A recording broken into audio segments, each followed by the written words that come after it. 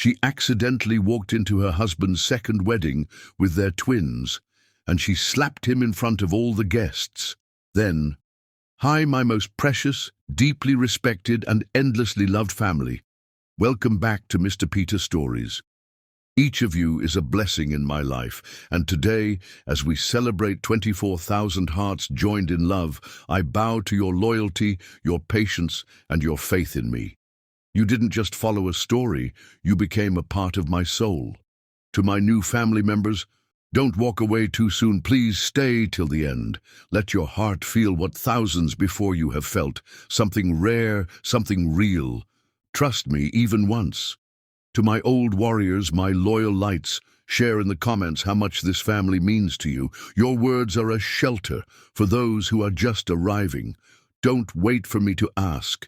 If my voice still reaches your heart, if this love still lives between us, comment and say with pride, I am here, and I promise you from the deepest place in my heart. Chapter 10 will be unlike anything you've ever seen. The ending will not just surprise you, it will stay with you forever. Now let me pray for your heart, like I always do. May your days be wrapped in peace, your nights touched by kindness, and your life surrounded by people who see your worth. May your heart always find warmth, and may love meet you wherever you go. This is more than a story. This is family. This is love. This is forever. And if you feel it too, say it once with your whole heart, I am here. The Tuesday evening light filtered through the French doors of their Westchester home, casting long shadows across the marble kitchen island, where Natasha Big Dan Stroud arranged white roses in a crystal vase. She hummed softly, the melody floating through the house like a prayer of contentment. In 30 minutes, Alex would walk through that front door, his tie loosened, his smile warm with the promise of another perfect evening. 8 years of marriage had taught her the rhythm of his days. Coffee black, no sugar, shirts pressed with military precision. A kiss goodbye that lasted exactly 3 seconds, long enough to show affection, brief enough not to disturb his morning routine. She had choreographed her life around these small certainties, and they had become the foundation of her world.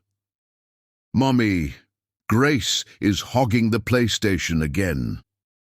Emma's voice rang out from the family room, followed by the thunder of 7-year-old, feet racing down the hardwood hallway. Emma, you had it for forever! Grace's voice pitched higher, that particular note that meant tears were imminent.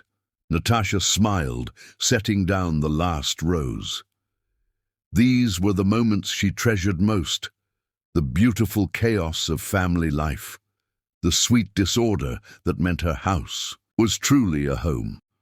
She walked toward the family room, her heels clicking against the floor in a staccato rhythm that had become as familiar as her own heartbeat. Ladies, she said, appearing in the doorway with her hands on her hips, attempting to look stern despite the smile tugging at her lips. What's the rule about sharing? Both girls looked up at her with identical expressions of manufactured innocence. Alex's green eyes in Grace's face, her own warm complexion in Emma's features. They were perfect mirrors of their parents' love, living proof that she and Alex had created something beautiful together. 15 minutes each, they recited in unison, the words coming out in that sing-song voice children used when repeating well-worn lessons. And how long has Grace been playing? Emma consulted the pink watch on her wrist with the gravity of a Supreme Court justice reviewing evidence. 23 minutes. Grace Elizabeth Stroud, Natasha said, using her daughter's full name in the way that meant business. What do we say? Grace's shoulders slumped in defeat. Sorry, Emma, your turn. She handed over the controller with the dramatic flair of someone surrendering their crown. Thank you, baby girl. Natasha crossed the room to kiss the top of Grace's curly head. Why don't you help me finish setting the table? Daddy will be home soon, and I want everything to be perfect. Perfect. The word had become her North Star. the goal she pursued with devoted determination. Perfect meals, perfect house, perfect children, perfect wife. She had built their life like a cathedral, every detail planned and polished until it gleamed. In the kitchen, Grace stood on her step-stool, carefully placing the good china plates at each setting. Natasha had splurged on them for their 5th anniversary, Wedgwood with delicate blue flowers that reminded her of the first bouquet Alex had ever given her. She ran her fingers along the edge of one plate, remembering how proud she'd felt when Alex nodded his approval. "You really outdid yourself, Nat," he'd said that night, his voice warm with appreciation. "Everything looks incredible." The front door clicked open, just as she finished arranging the cloth napkins. 6:32, exactly 2 minutes later than usual. Natasha felt a small flutter of something, not worry exactly, but a crack in the perfect rhythm of their routine. "Daddy!" Grace launched herself from the step-stool and raced toward the foyer, Emma close behind. Natasha smoothed her hands over the cream-colored dress she'd chosen carefully that morning. Alex's favorite color, a cut that showed off the figure. She worked hard to maintain at the gym each morning while the girls were at school. She'd spent an hour on her hair and makeup, the same routine she'd perfected over the years.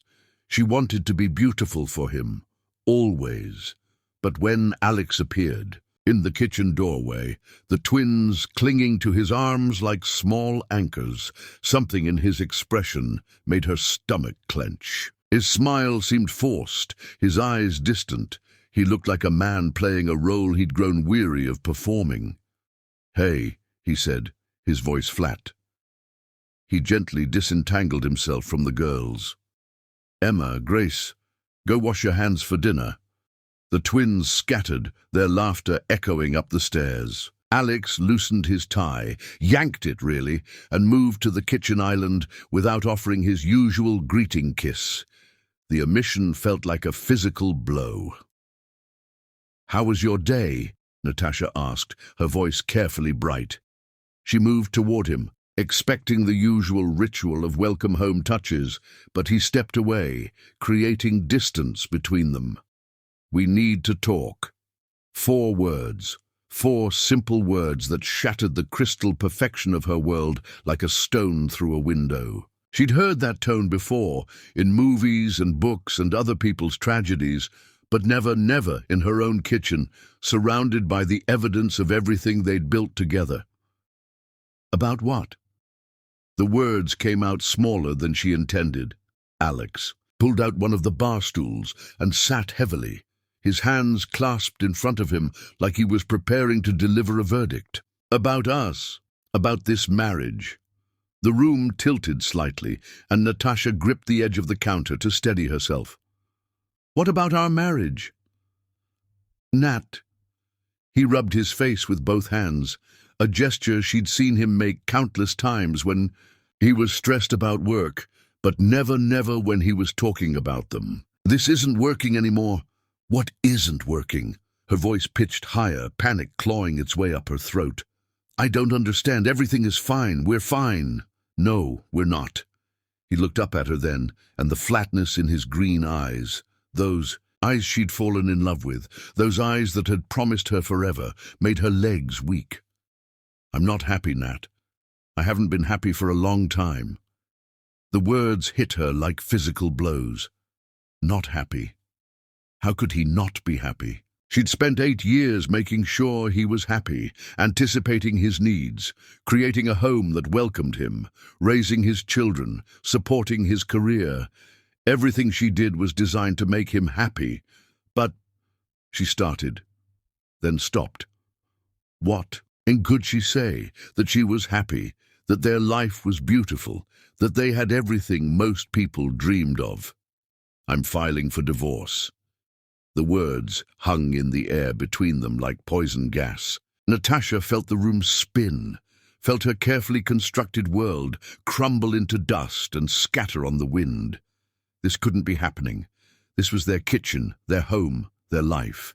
This was Tuesday evening, and she'd made his favorite dinner. And the girls were upstairs washing their hands, and everything was supposed to be perfect. "Alex, please." Her voice broke on his name. "Whatever's wrong, we can fix it. We can go to counseling, There's nothing to fix." His voice was brutal in its certainty. "Nat, look at yourself, look at us. You've become boring, predictable. I feel like I'm suffocating." The criticism hit her like a slap. Boring, predictable. After everything she'd sacrificed, everything she'd given up to be the wife he wanted, this was her reward. "I gave up everything for you," she whispered. "My career, my dreams, everything. I made my life about making you happy. And that's the problem." He stood, straightening his suit jacket with the same motion he'd made every morning for 8 years. "You disappeared, Nat. The woman I married had passion, ambition. You became this domestic robot. I need more than that." Each word was a knife, precisely placed to cause maximum damage. She thought of the Parsons scholarship she'd turned down, the design portfolio gathering dust in their closet, the dreams she'd folded away like childhood clothes she'd outgrown. Is there someone else? The question scraped her throat raw. Alex paused, his hand on his tie, and for a moment something flickered across his face. Guilt, perhaps, or regret. "There doesn't need to be someone else, Nat. You're just not enough. Anymore. Not enough." The words echoed in her chest, hollow and devastating. After 8 years of trying to be everything he wanted, she was simply not enough. Upstairs, the girls' laughter floated down like music from another world. A world where their father still loved their mother, where their family was still whole, where Tuesday evening dinners still meant something. Natasha gripped the counter harder, her knuckles white against her brown skin. "What about the girls?" "They'll be fine. Kids are resilient." He spoke about their daughters like they were a business consideration, a minor detail to be managed. "I'll have my lawyer contact you about the arrangements."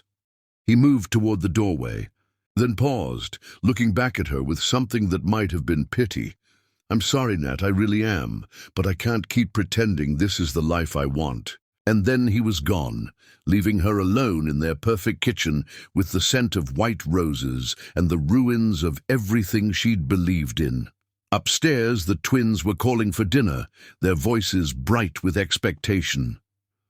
Natasha closed her eyes and tried to remember how to breathe.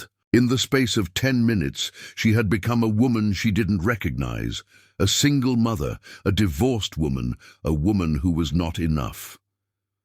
The crystal vase caught the evening light, casting rainbows across the marble counter. Beautiful and fragile, just like everything she'd thought was permanent in her life. Tomorrow, she would have to tell her daughters that their father was leaving. Tomorrow, she would have to figure out how to survive. But tonight, she had to pretend that dinner was still important, that their routine still mattered, that the world hadn't just ended in their perfect kitchen on a Tuesday evening in October. Chapter 2. The Cruelest Cuts. 6 months later, Natasha stood in the cramped bathroom of their new apartment, staring at her reflection in the cracked mirror. The fluorescent light flickered, casting harsh shadows under eyes that had once been bright with hope. The apartment was a far cry from their Westchester home. 2 bedrooms, thin walls, barely enough space for a family rebuilding from scratch. It was what she could afford on the $800 Alex was court-ordered to pay in child support, money that arrived irregularly with lectures about fiscal responsibility. "Mommy, there's no hot water again," Grace called from the hallway, her voice small and disappointed.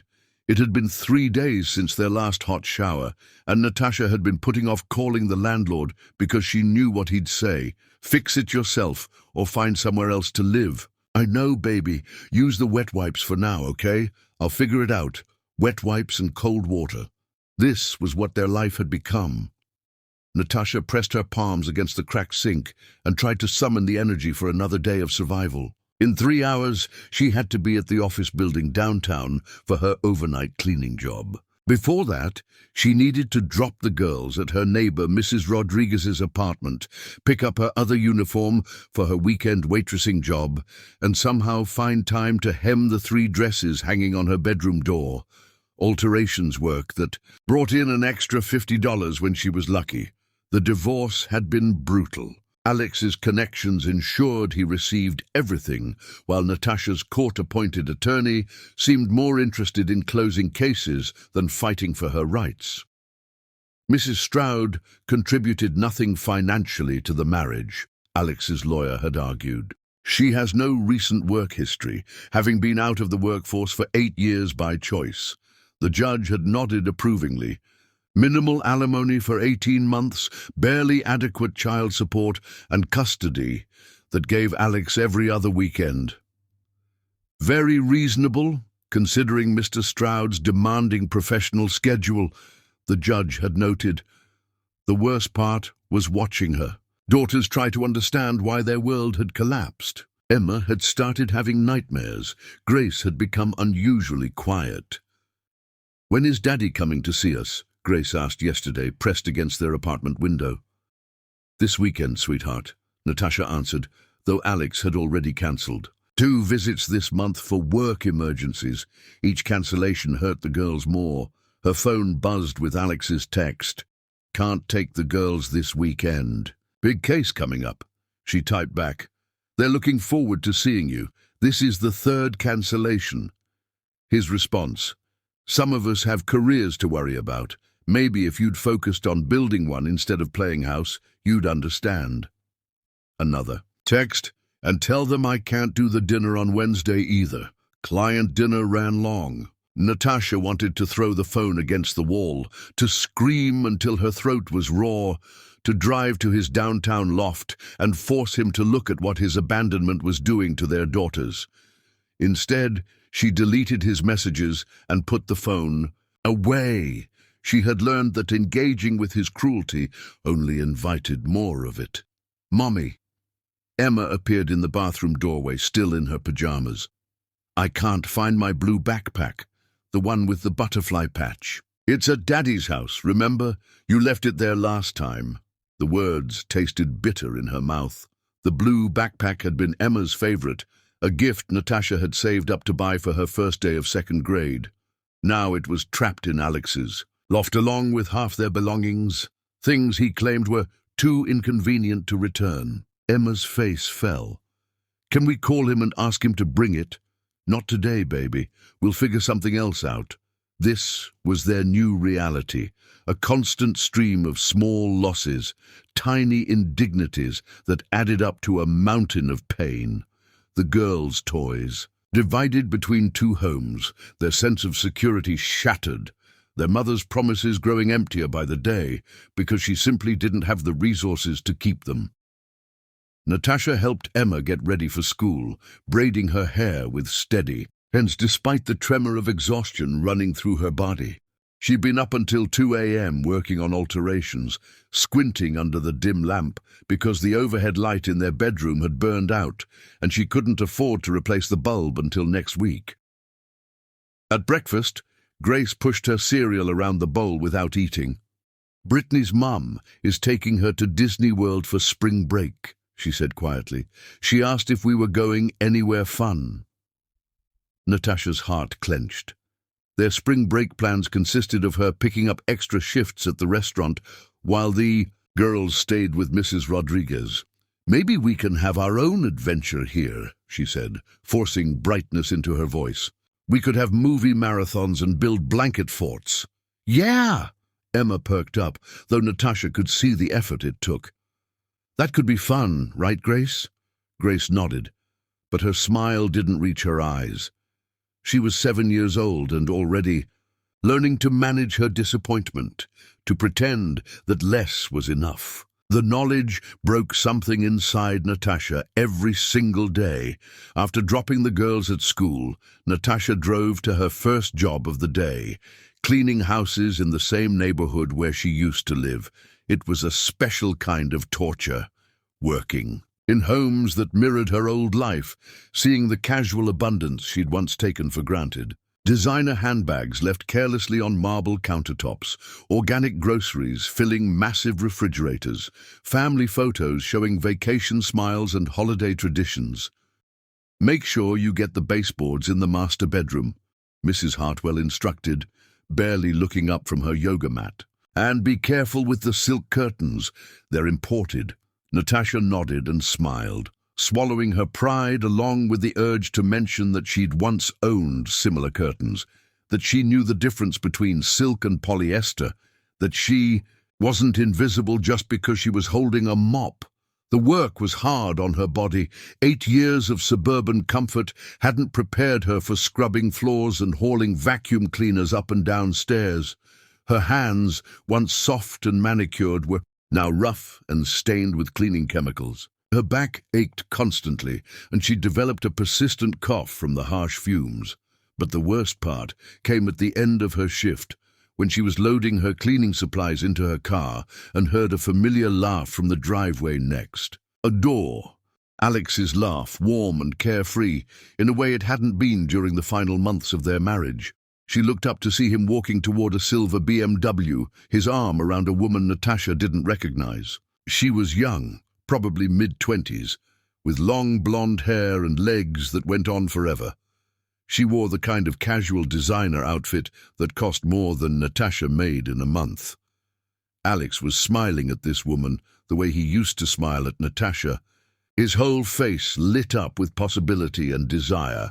He looked younger, happier, more alive than he had in years. "Alex!" Mrs. Hartwell called from her front porch.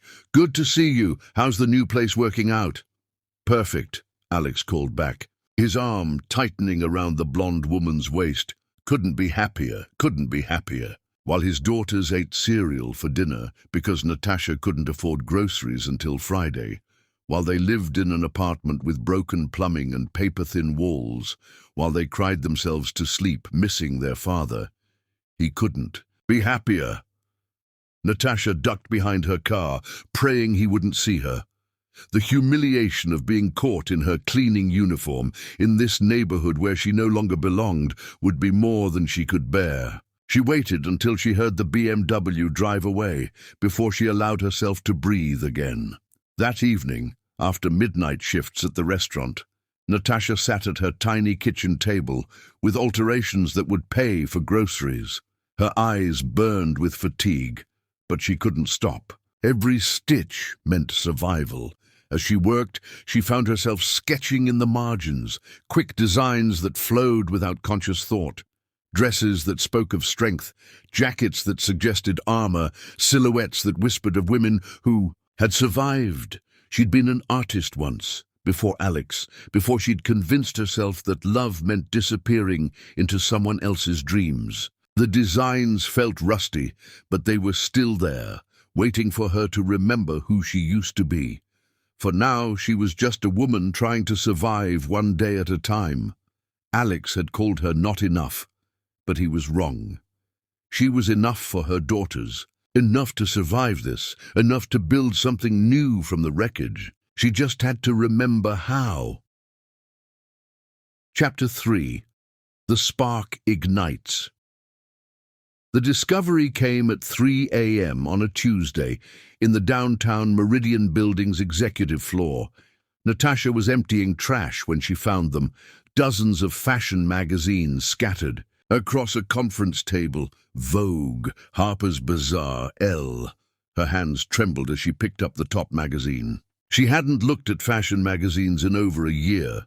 They'd felt like painful reminders of abandoned dreams. But tonight was different. When she looked at the emerald gown on the cover, she didn't feel loss. She felt hunger, without meaning. "And two." She pulled out her notebook and began to sketch, quick lines that gradually grew bolder. A jacket with strong shoulders for a woman who needed armor, a dress that moved like liquid courage. "These aren't just clothes," she whispered. "They're survival gear." The designs poured out of her like water from a broken dam, years of suppressed creativity channeled into visions of garments that understood struggle, that celebrated the kind of beauty that came from enduring rather than simply existing. She drew until her hand cramped and her eyes burned, until the cleaning cart full of magazines became a treasure trove of inspiration. When her shift ended at 6 a.m., Natasha drove home with a lightness in her chest she hadn't felt in months. She'd stolen 30 minutes from her work, time she probably didn't have, but those 30 minutes had reminded her of something crucial. She was still in there, the artist, the dreamer, the woman who had once believed she could create beauty from nothing.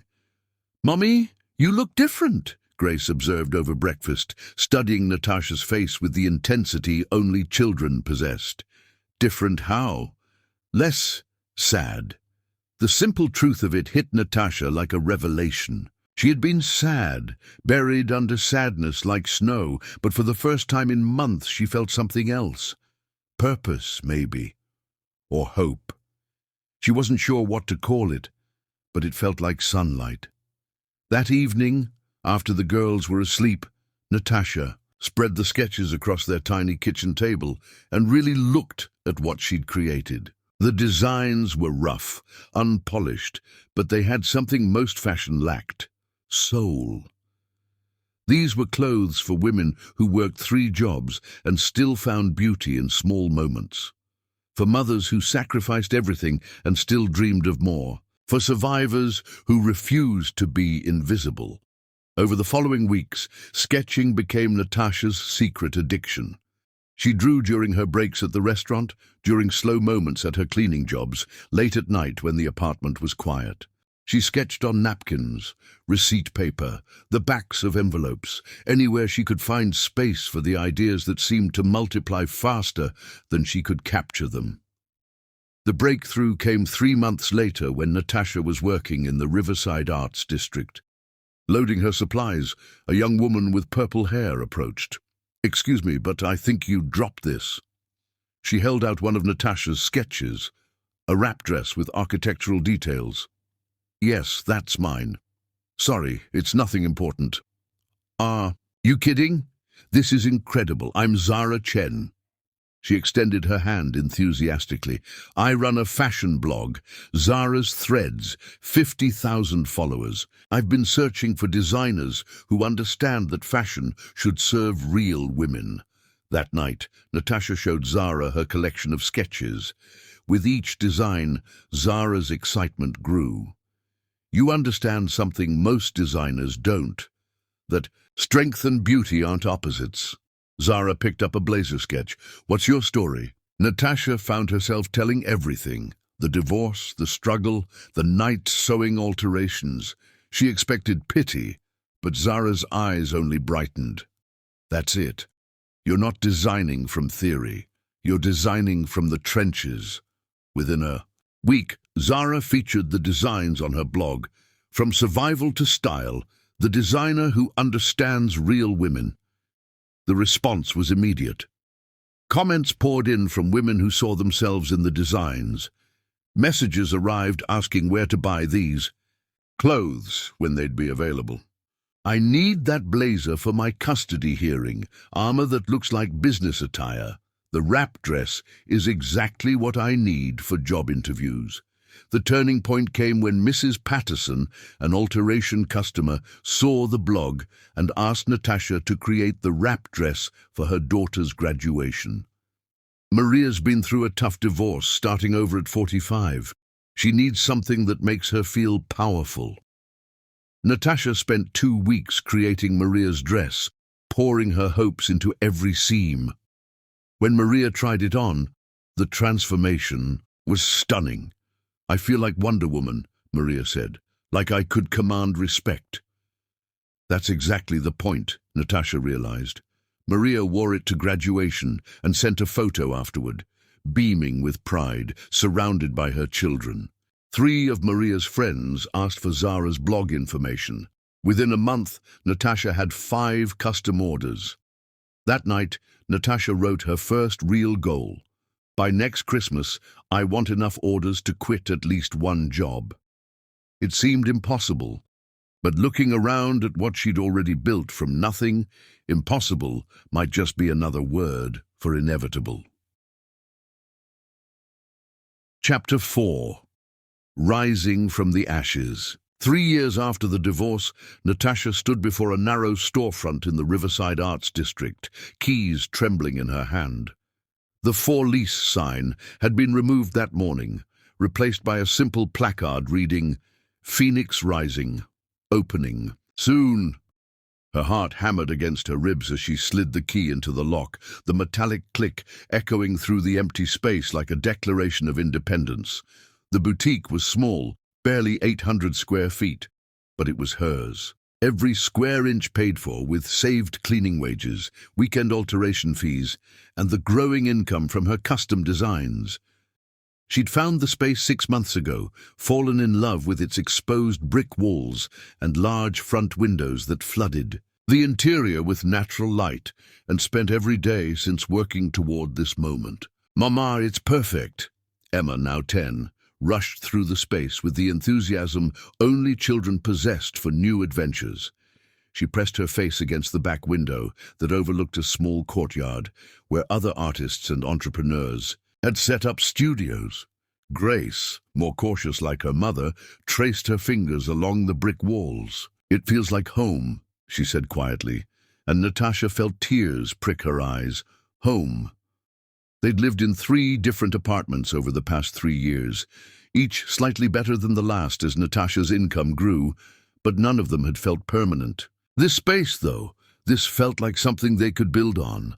"Where will you put the dresses?" Grace asked, already envisioning the transformation. Natasha pulled out the carefully drafted floor plan she'd been refining for months.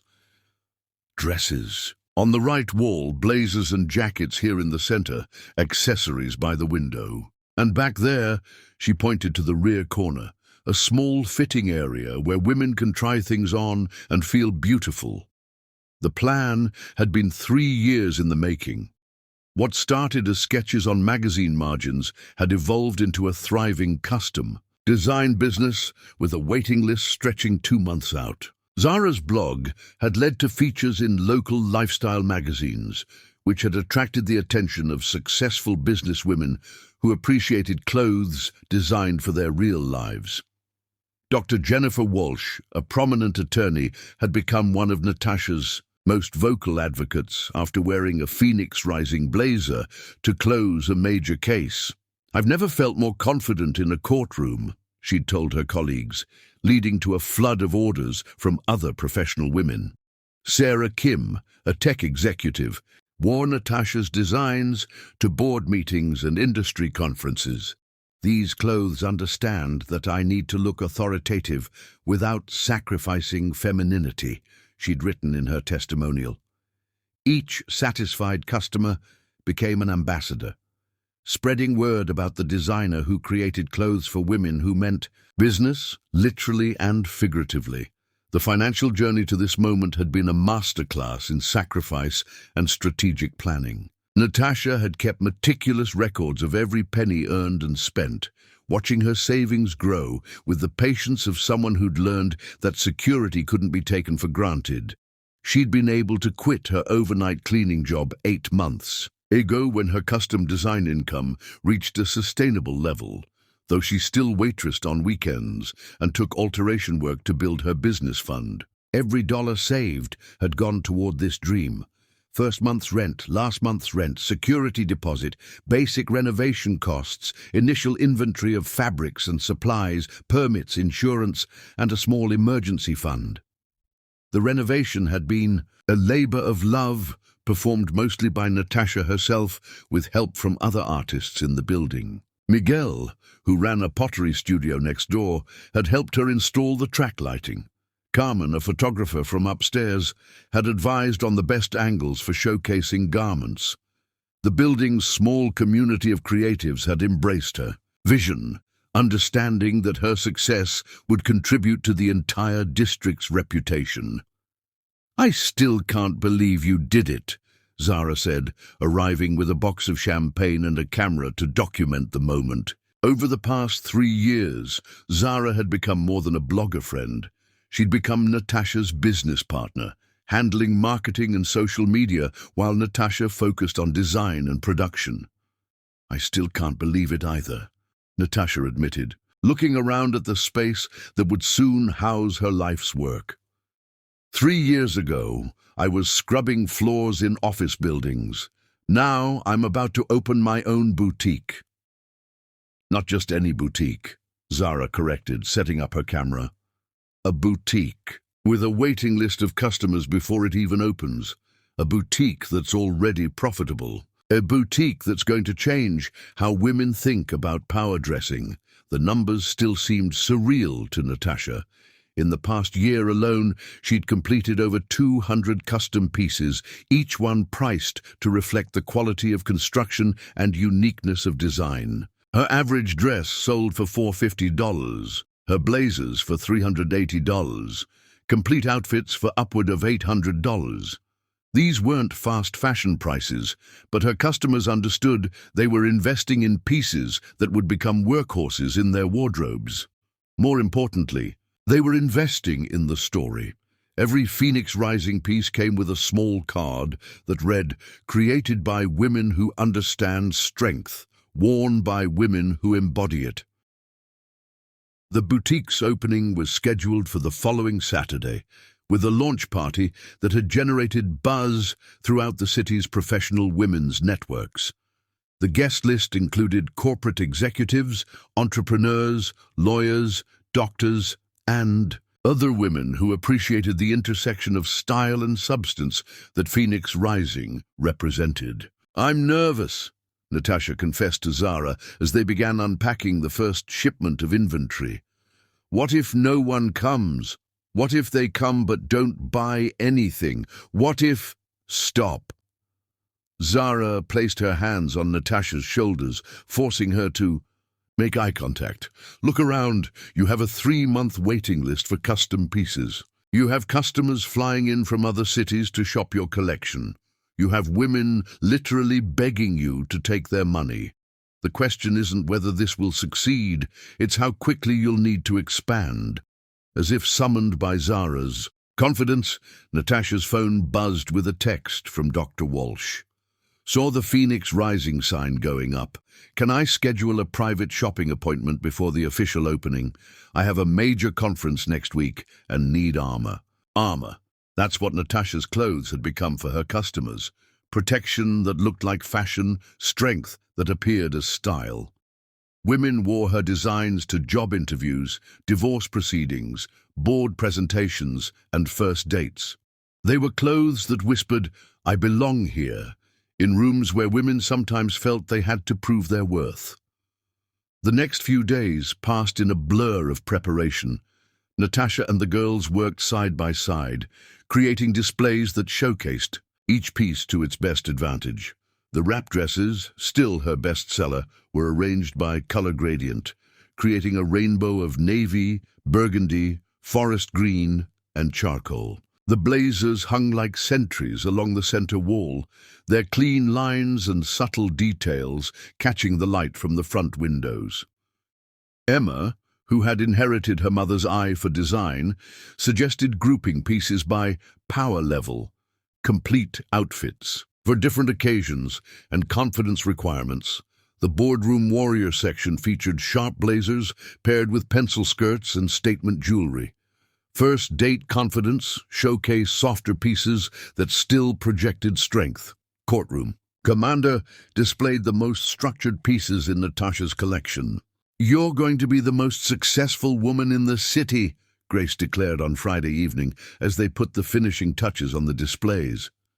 "What makes you say that?" Natasha asked, adjusting the position of a necklace display.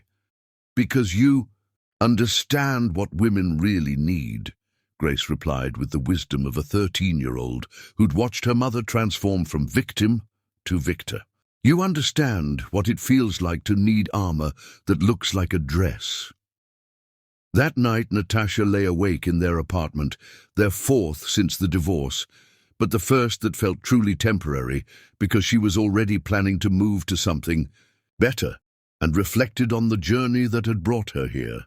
3 years ago, Alex had told her she was not enough. Not successful enough, not interesting enough, not valuable enough to keep. She'd believed him then, had internalized his assessment of her worth, and spent months thinking he was right. But he'd been wrong about everything. She hadn't been not enough. She'd been suppressed, dimmed, convinced to make herself smaller, to fit into his vision of what a wife should be. The woman he'd dismissed had been hiding an entrepreneur, an artist, a businesswoman who understood markets he'd never even considered. Tomorrow, she would open the doors to Phoenix Rising and prove definitively that she wasn't just enough. She was more than Alex had ever imagined she could be. Her phone buzzed with one final message before sleep. "Can't wait for tomorrow. You're going to kill it. Zara." Followed immediately by another. "Break a leg tomorrow, Nat. We're all rooting for you. Miguel from next door." And then another. "So proud of you. Remember when you thought you'd never be anything more than a cleaning lady? Look at you now. Mrs. Rodriguez." Her former neighbor had become a loyal customer and fierce advocate. Natasha smiled in the darkness, surrounded by the love and support of people who'd watched her rebuild herself from nothing. Tomorrow would bring challenges, certainly, but tonight she felt something she hadn't experienced in years, absolute certainty that she was exactly where she belonged. The girl who'd given up her dreams for marriage was gone. The woman who'd accepted not enough as truth had vanished. In their place stood Natasha Bigdan, designer and entrepreneur, creator of clothes that helped women feel as powerful as they truly were. Saturday morning, Phoenix Rising would open its doors, and the world would see what happened when a woman decided to become everything she'd been afraid to dream she could be. The Phoenix had risen indeed, and she was just getting started. Chapter 5. Fashion Week Triumph. 7 years after Alex had walked out of their perfect kitchen, Natasha stood backstage at New York Fashion Week, watching models prepare for the most crucial 20 minutes of her professional life.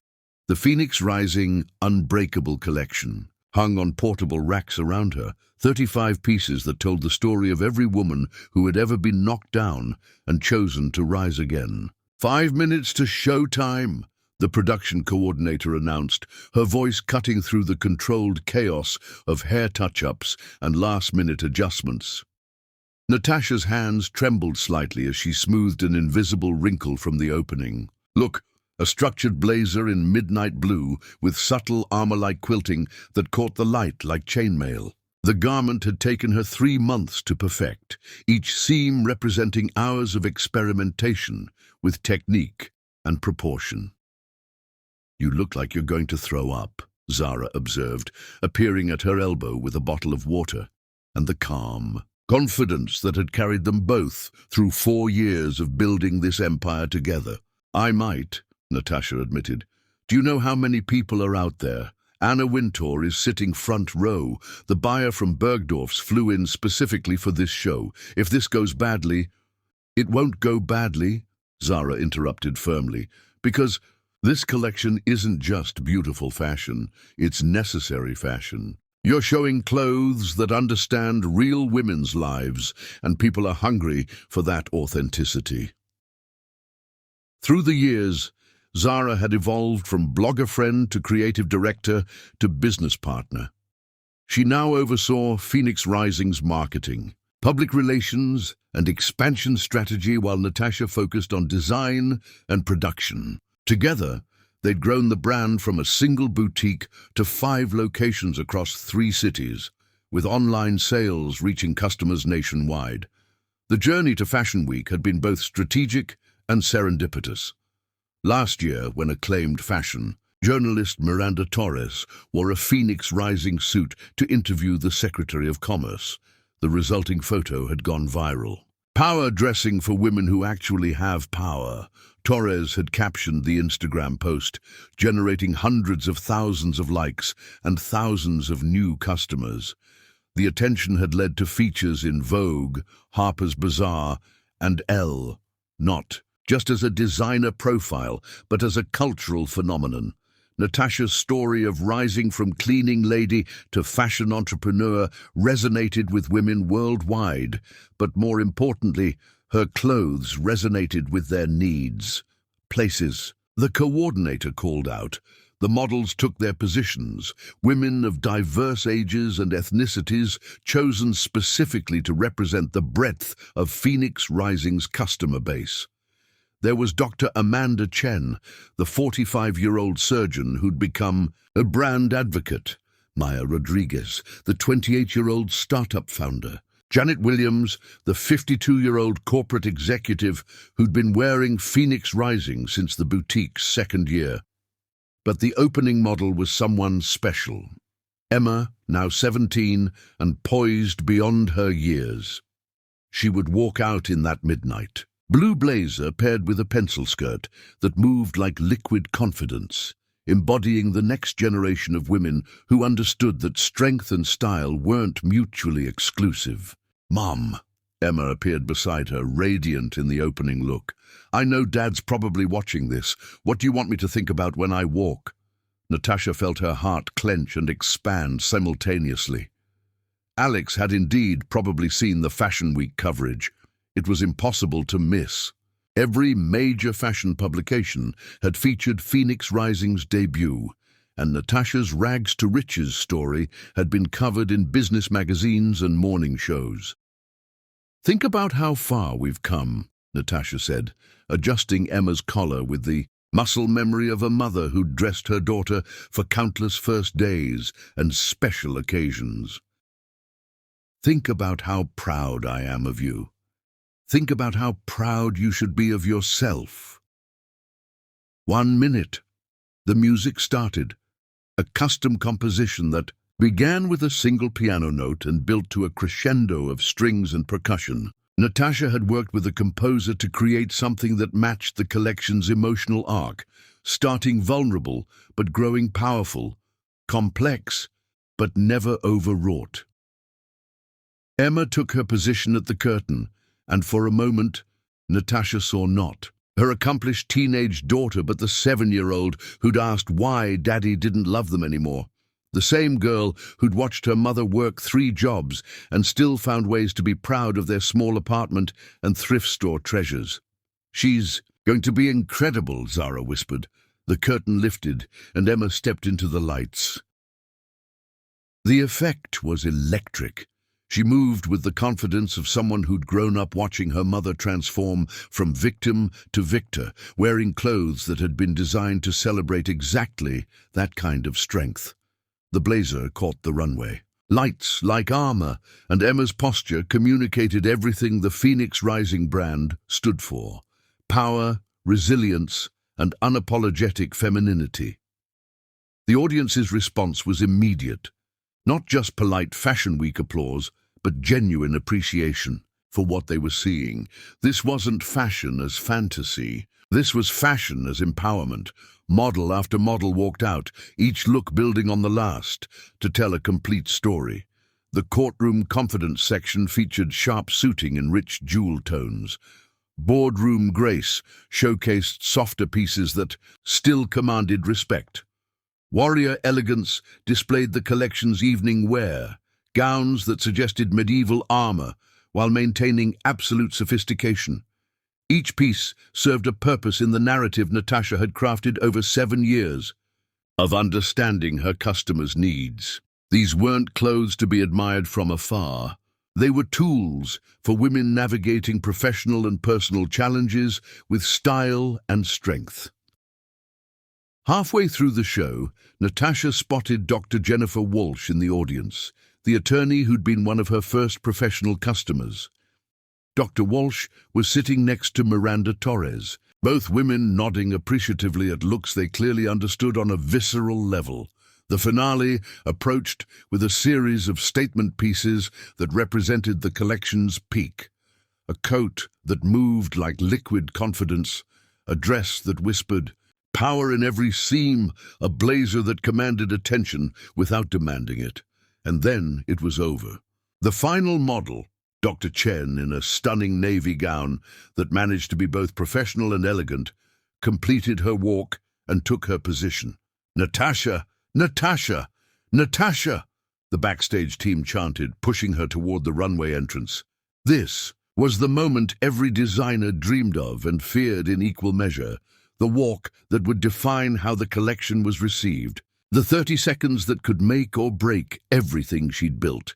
Natasha stepped into the lights, wearing one of her own designs, a blazer and skirt combination in deep emerald that she'd created specifically for this moment.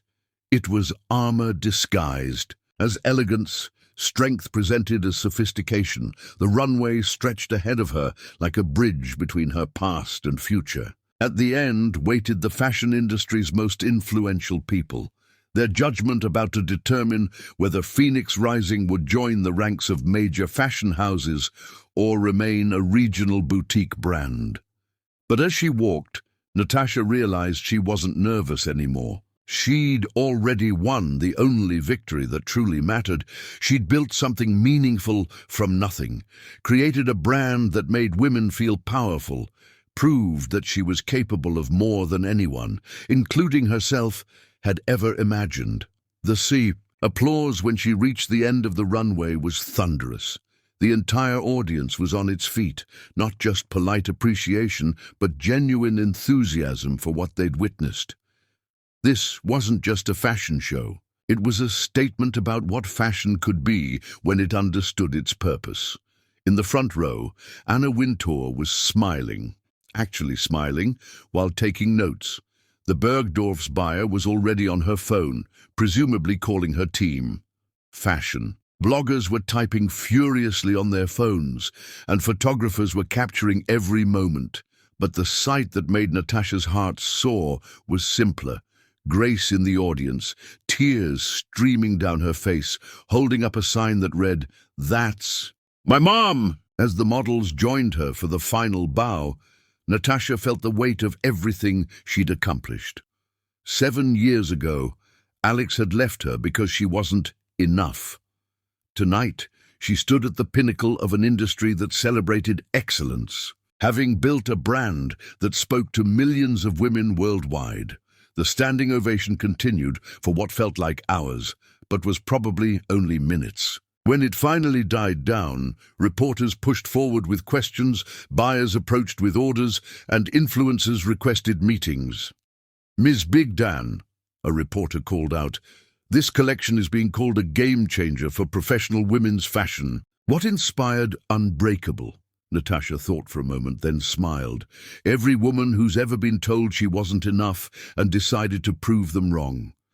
This collection is for women who understand that style and strength aren't opposites.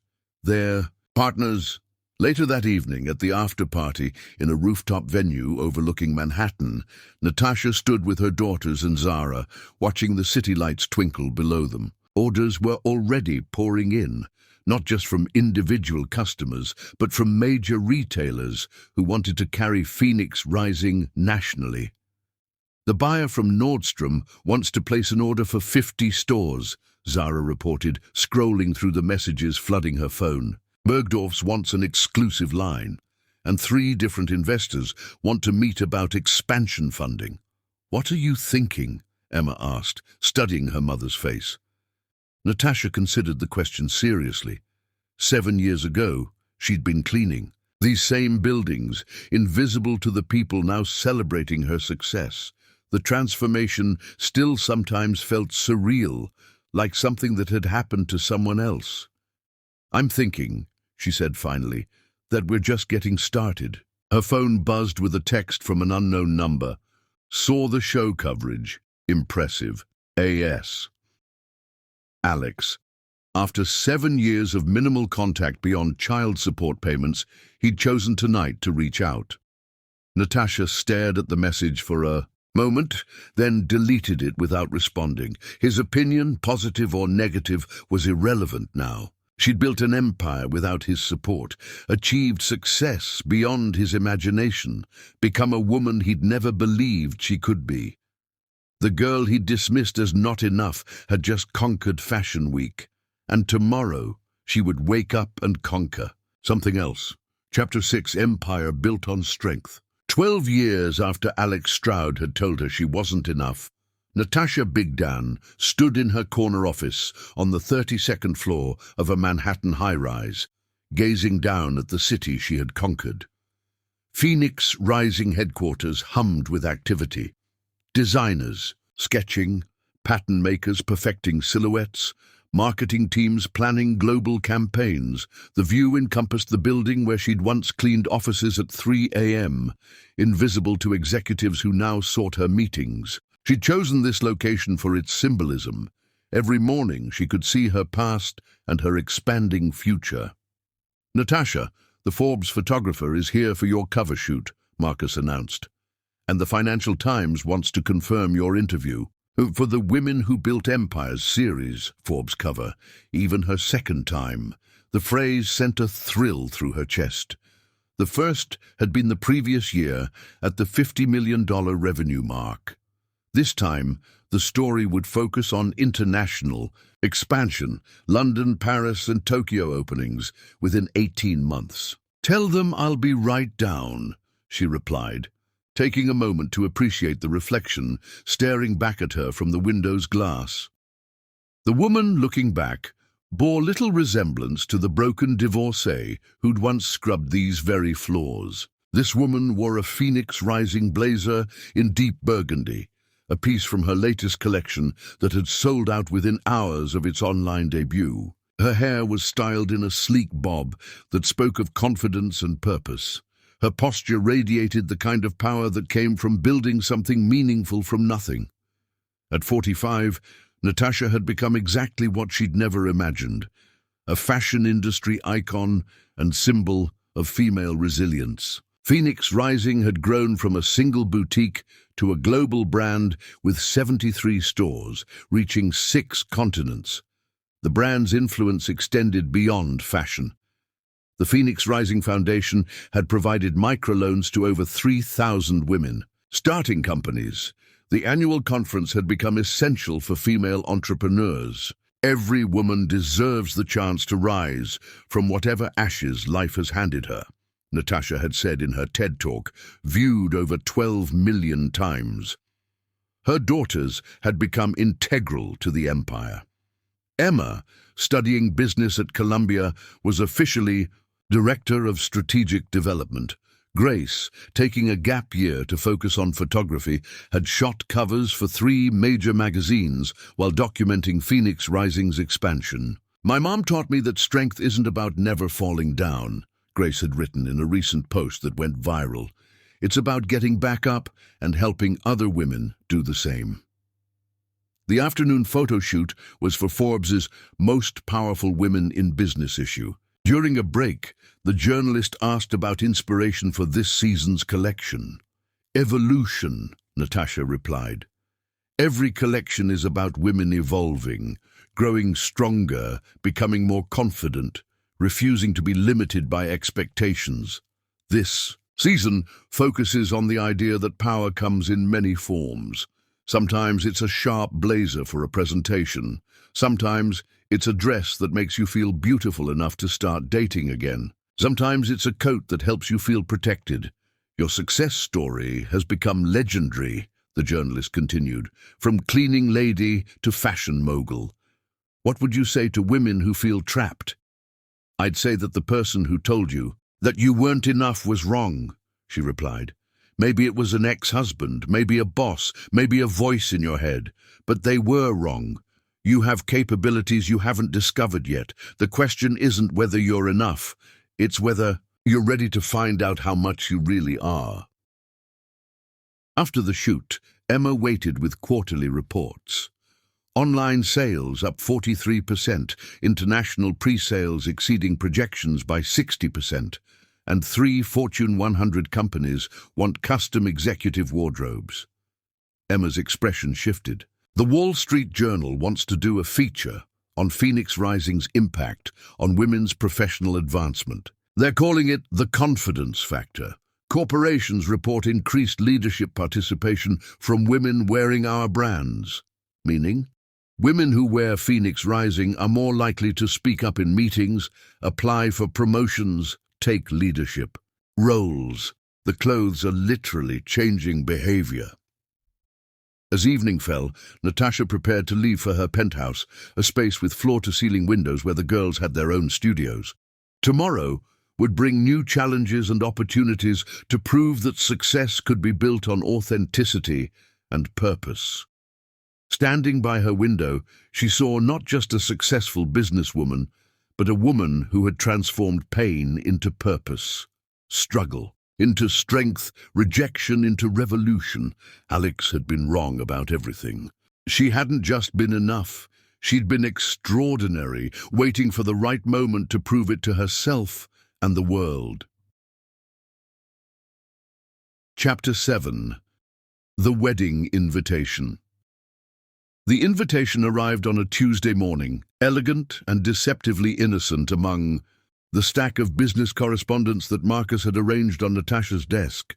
Cream-colored cardstock with delicate gold lettering, the kind of expensive stationery that whispered old money and careful planning. Natasha almost missed it entirely. Her attention focused on quarterly reports from their European expansion and design sketches for next season's collection. But something about the familiar handwriting on the envelope made her pause. Her fingers traced the graceful script that spelled out her name, recognition dawning slowly like sunrise through fog. Rebecca Chen. Natasha hadn't seen her college roommate in person for years, though they'd maintained the kind of distant friendship that social media enabled, liking each other's posts, exchanging brief birthday messages, following each other's lives from afar.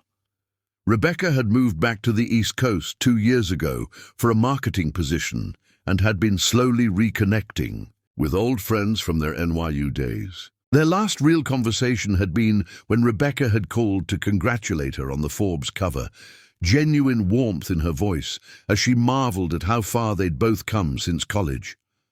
Natasha opened the envelope with the careful precision she applied to everything in her life now, sliding out the heavy cardstock that announced Rebecca's engagement with understated elegance. Rebecca Ann Chen and Alexander S. request the honor of your presence at their wedding, Alexander S. Natasha felt a small flutter of something, not concern exactly, but curiosity. It was a common enough name, certainly. She'd probably met a dozen Alexanders in her business dealings over the past few years. Still, something about the formality of the invitation, the way it reduced the groom to initials, struck her as odd.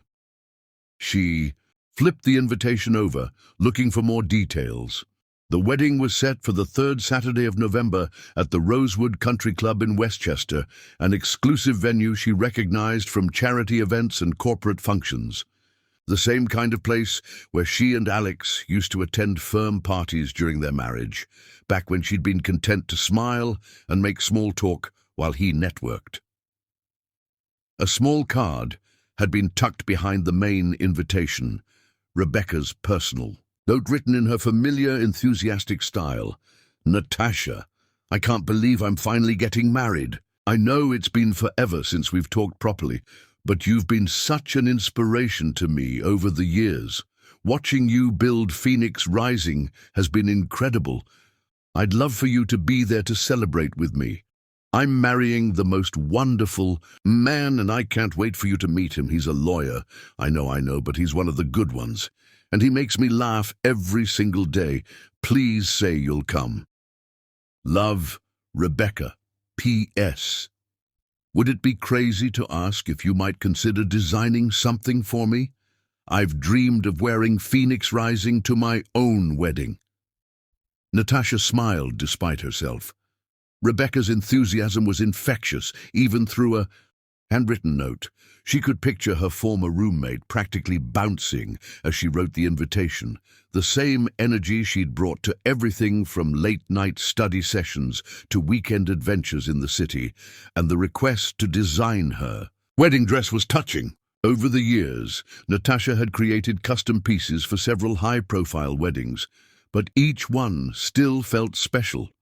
The honor of being trusted with someone's most important day, the responsibility of creating something that would live forever in photographs and memories. Marcus, she called through her office door.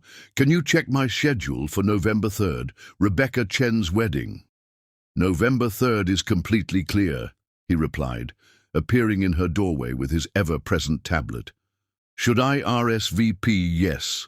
Natasha considered the question. The autumn season was always busy with the holiday collection launches and year-end planning. But Rebecca had been important to her once. They'd shared dreams and fears during those college years, had stayed up countless nights talking about the futures they hoped to build. Rebecca deserved to have her there for this milestone. "Yes, please send a response and see if we can arrange a consultation about a custom piece for the bride. Rebecca Chen, she's an old friend from college." "Of course. And should I arrange for a +1? The question caught Natasha off guard. She'd been single for the past 10 years, not by accident, but by choice. There had been men, certainly, successful executives and entrepreneurs who appreciated her intelligence and ambition, artists who understood her creative vision, even a few celebrities who'd been drawn to her story of transformation.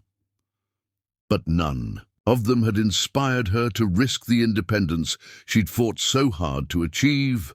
"No +1 needed," she said. "I'll take Emma and Grace if they're available. Rebecca would love to see how they've grown up." Over the following weeks, Natasha found herself looking forward to the wedding with an anticipation that surprised her. Between board meetings and design sessions, she began sketching ideas for Rebecca's dress, something that would complement her friend's petite frame and bubbly personality, while maintaining the sophistication that a Rosewood Country Club wedding demanded. When Rebecca came in for her consultation 6 weeks before the wedding, the years melted away instantly. She was still the same warm, effervescent woman who'd been Natasha's closest confidant during college, though success had given her a polish and confidence that suited her perfectly. "I still can't believe this is your office," Rebecca marveled, looking around at the design studio with its floor-to-ceiling windows and carefully curated displays of Phoenix Rising pieces. "Remember when we used to sketch fashion ideas on napkins at that terrible coffee shop near campus?" "The Grind," Natasha laughed, "where the coffee tasted like dishwater and the Wi-Fi never worked." "And you used to say you'd design clothes for real women someday, not just runway models?" Rebecca's eyes grew misty. "Look at you now. You've changed the entire industry." As they worked through design options, Rebecca's excitement about her upcoming marriage was infectious. She spoke about Alexander with the kind of dreamy affection that belonged to someone truly in love for the first time. "He's never been married before," Rebecca confided as Natasha took her measurements. "He told me he was waiting for the right person, and that he never believed in marriage until he met me. Isn't that romantic?" Something about the phrasing tugged at Natasha's memory, though she couldn't quite place why. She'd heard similar sentiments from countless clients over the years. Everyone wanted to believe their love story was unique. "Tell me about him," Natasha said, more out of friendship than curiosity. "What's he like?" "Oh, he's wonderful. Successful, charming, makes me feel like the most beautiful woman in the world." Rebecca's smile was radiant. "He's a corporate lawyer, partner at Hartwell, Morrison and Associates, Alexander Stroud." The measuring tape slipped from Natasha's fingers. Alexander Stroud. The name hit her like a physical blow, stealing the breath from her lungs and making the studio spin around her. She gripped the edge of her design table, fighting to keep her expression neutral while her world tilted on its axis. Alex. Her Alex. The man who'd told her she wasn't enough, who'd walked out of their perfect kitchen 10 years ago, who'd dismissed their 8-year marriage and their daughters as inconvenient obstacles to his happiness. "Natasha, are you okay?" Rebecca's voice sounded far away, concerned. "I'm fine," Natasha managed, though her voice sounded strange to her own ears. I thought I recognized the name. Hartwell, Morrison is a big firm." "Oh, do you know someone there?" "Alex says it's a small world in corporate law," Alex says. The casual familiarity of it made Natasha's stomach clench. Of course, Rebecca called him Alex, the same name Natasha had whispered in love and screamed in anger, the name that had once meant safety and partnership and shared dreams. I might have met him at some industry event, Natasha lied smoothly, her years of business training kicking in to mask her emotional turmoil.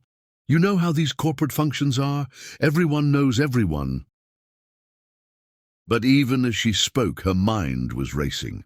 Alex was marrying Rebecca, sweet, trusting Rebecca, who believed she was his first real love, who thought she was special because he'd never believed in marriage before. Rebecca, who had no idea that the man she was planning to spend her life with had already spent 8 years married to someone else, had already abandoned a wife and children when they became inconvenient. He's so different from the men I usually date, Rebecca continued, oblivious to Natasha's internal earthquake. Usually I go for the artsy types, you know, but Alex is so stable, so sure of himself. He makes me feel safe. Safe. The word was a knife in Natasha's chest. She had once felt safe with Alex too, had built her entire identity around being his wife, had trusted him with her dreams and her future.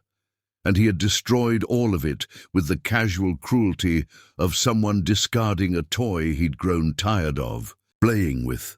Somehow, Natasha managed to complete the consultation, taking measurements and discussing design details while her heart hammered against her ribs. She smiled and nodded and made appropriate responses while internally screaming at the unfairness of it all.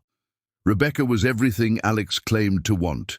Young, successful but not threatening, beautiful in a conventional way, clearly worshipful of his achievements. She was also trusting and genuine, exactly the kind of woman who would believe his lies about never having been married, who would accept his reinvented history without question. I can't wait for you to meet him at the wedding, Rebecca said, as they wrapped up the session. He's going to be so impressed when I tell him you're designing my dress. Everyone knows who Natasha Bigdan is these days. Natasha Bigdan, not Natasha Stroud. She'd legally changed her name back after the divorce, reclaiming her identity along with her independence. To Rebecca, she was simply a successful designer and old friend. There was no reason for Rebecca to connect her to Alexander Stroud's past, no reason to suspect that the woman creating her wedding dress had once been married to her fiancé.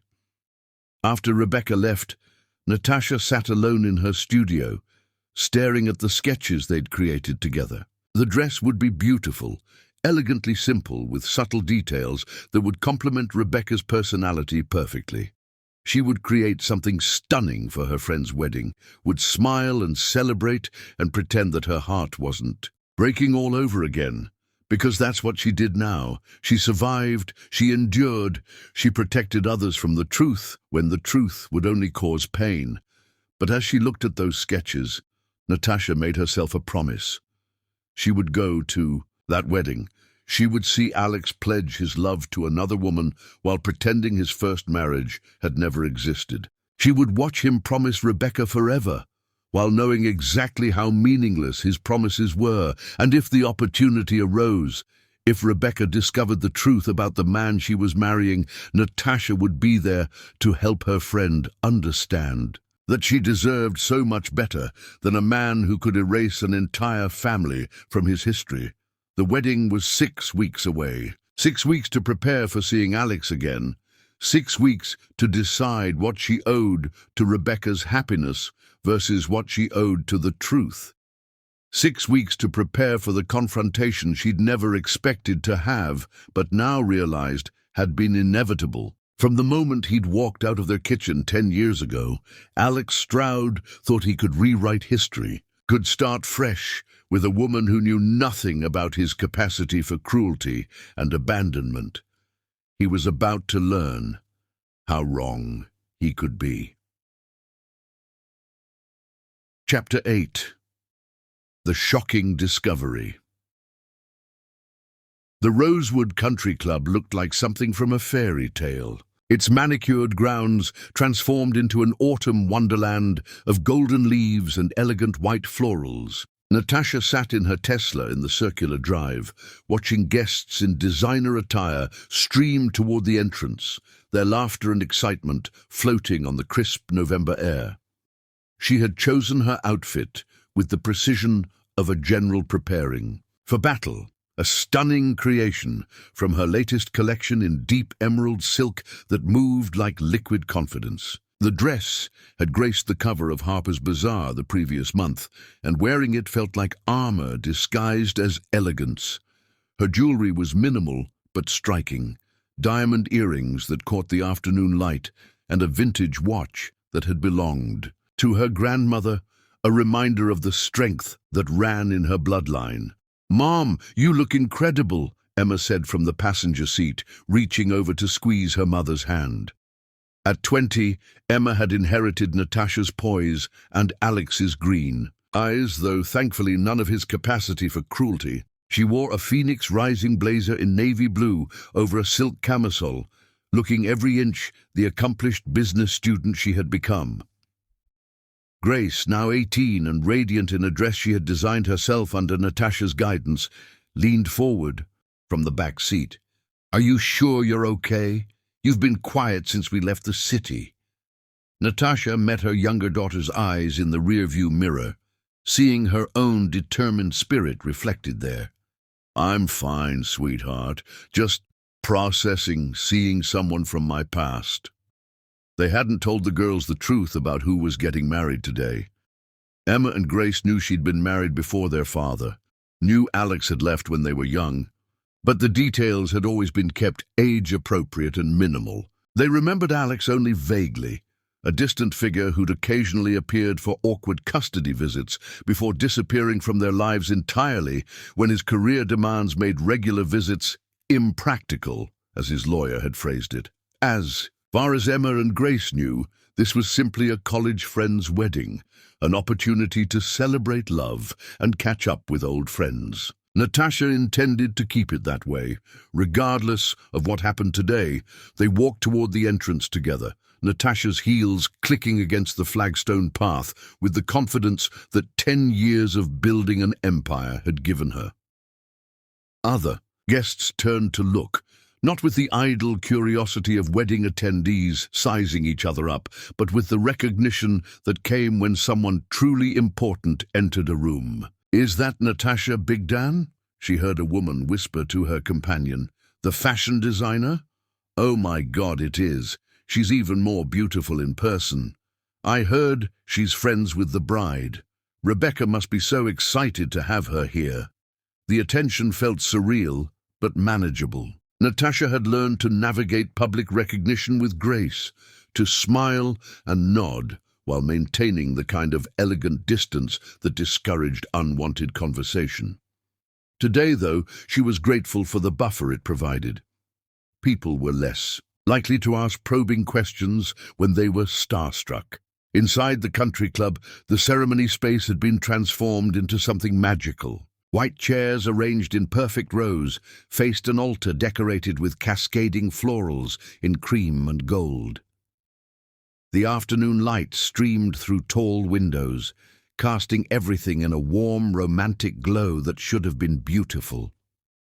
Instead, Natasha. It felt like she was walking through a nightmare wrapped in wedding finery. "Natasha!" Rebecca's voice rang out across the space, bright with genuine joy. She glided over in the dress Natasha had created for her, a masterpiece of silk and lace that turned Rebecca into a vision of bridal perfection. The irony of designing a wedding dress for her ex-husband's bride wasn't lost on Natasha, but she'd poured her professional pride into the piece nonetheless. "Rebecca, you look absolutely stunning," Natasha said, and meant it. The dress was everything a bride should be: romantic without being fussy, elegant without being cold, memorable without being ostentatious. "I feel like a princess," Rebecca beamed, spinning slightly to show off the dress's movement. "Everyone keeps asking who designed it, and I keep telling them I have the most talented friend in the world." Emma and Grace hung back slightly, giving the women space to reconnect, but Natasha could see them taking in every detail of the wedding preparations with the keen eye of young women who'd grown up in the fashion industry. "These must be your daughters," Rebecca said, turning to include them in the conversation. "I remember seeing their photos in that Vogue profile. They're even more beautiful in person." "Thank you," Emma replied with the practiced politeness that came from years of accompanying her mother to industry events. "Congratulations on your wedding. The venue is incredible." "It really is," Grace added, though Natasha noticed her younger daughter's artist's eye was cataloguing details. The flower arrangements, the lighting, the way the space flowed from ceremony to reception area. "I have to go finish getting ready," Rebecca said, checking the delicate watch on her wrist.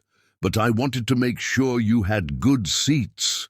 You're at table 4, right up front with some of Alex's colleagues from the firm. They're going to be so impressed to meet you." Alex's colleagues. The irony was almost unbearable. Natasha nodded and smiled, while internally preparing herself for the possibility of running into people who might remember her from firm events during her marriage. 10 years was a long time, and her transformation had been so complete that recognition was unlikely, but the possibility still made her stomach clench. As Rebecca hurried away to handle last-minute preparations, Natasha guided her daughters toward their assigned seats. Table 4 was indeed close to the front, positioned to give an excellent view of the ceremony. The other guests at their table were already arriving, well-dressed professionals who looked like exactly the kind of people Alex would want to impress. "Dr. Patricia Mills," said an elegant woman in her 50s, extending her hand as they settled into their seats. "I'm with the hospital board, where Alex's firm handles our legal matters. Are you friends of Rebecca's?" "College roommates," Natasha replied smoothly. "I'm Natasha Bigdan, and these are my daughters, Emma and Grace." Dr. Mills's eyes widened with recognition. "The fashion designer? I have 3 of your blazers.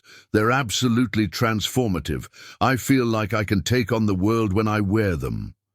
"That's exactly the intention," Natasha smiled, falling into the familiar rhythm of discussing her work.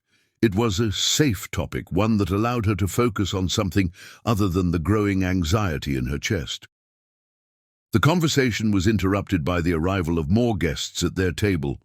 A corporate attorney named James Harrison and his wife Linda, both of whom seemed impressed to be dining with someone of Natasha's stature. As they made small talk about fashion and business, Natasha found herself half listening to conversations from neighboring tables. That's when she heard it. "Alex is so lucky to have found Rebecca," a woman was saying to her table mate. "After what happened with his first wife, I didn't think he'd ever trust marriage again." Natasha's attention sharpened, though she kept her expression neutral as she strained to hear more. "What happened with his first wife?" the tablemate asked. "Oh, it was terrible. She was completely unstable, had some kind of mental breakdown. After their son was born, Alex tried to help her, but she became increasingly erratic and paranoid. Eventually, she started making wild accusations about his fidelity, became completely obsessed with the idea that he was cheating." Natasha's blood turned to ice. "Son? What son? How awful for him," the second woman replied sympathetically. "No wonder he's been so cautious about relationships since then." "Exactly. And then she just disappeared one day, took the child and vanished. Alex hired private investigators, spent years trying to find them, but she'd covered her tracks completely. He finally had to accept that they were gone and try to move on with his life." The world tilted around Natasha. She gripped the edge of the table to steady herself, fighting to keep her breathing even, as rage and disbelief warred in her chest. Alex hadn't just erased their marriage from his history, he'd completely rewritten it, casting himself as the victim of an unstable wife who'd stolen their child and disappeared. Except there was no son. There had never been a son. There were 2 daughters, Emma and Grace, sitting right here at this wedding, unrecognized and unknown to the guests who were discussing their father's fictional tragedy. And she hadn't disappeared with them. Alex had simply chosen to minimize his involvement in their lives until it became non-existent. "Mom?" Emma's voice was quiet, concerned. "You look pale. Are you feeling all right?" Natasha forced herself to smile, to project calm, despite the hurricane of emotions tearing through her. "I'm fine, sweetheart, just a little warm in here." But she wasn't fine. She was barely holding herself together as the full scope of Alex's deception became clear. He hadn't just told Rebecca he'd never been married. He'd created an entire mythology around a failed first marriage to explain away any questions about his past. A marriage to an unstable woman who'd stolen his child and disappeared, leaving him too traumatized to commit again until he met the right woman. It was brilliant, really.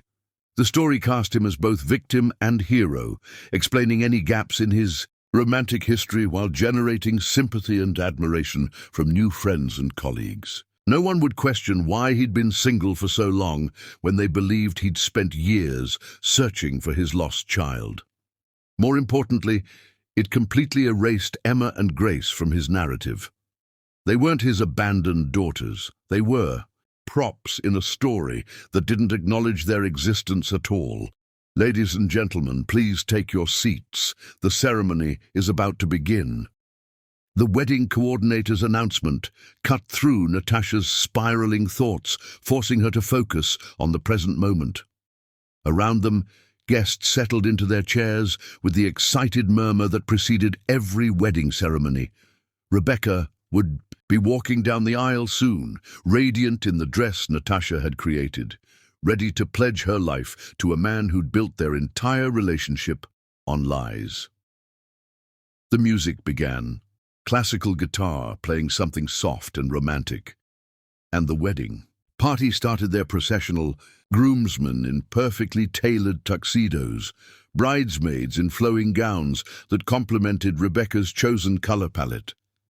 Each member of the wedding party looked like they'd stepped from the pages of a bridal magazine. And then Alex appeared at the altar.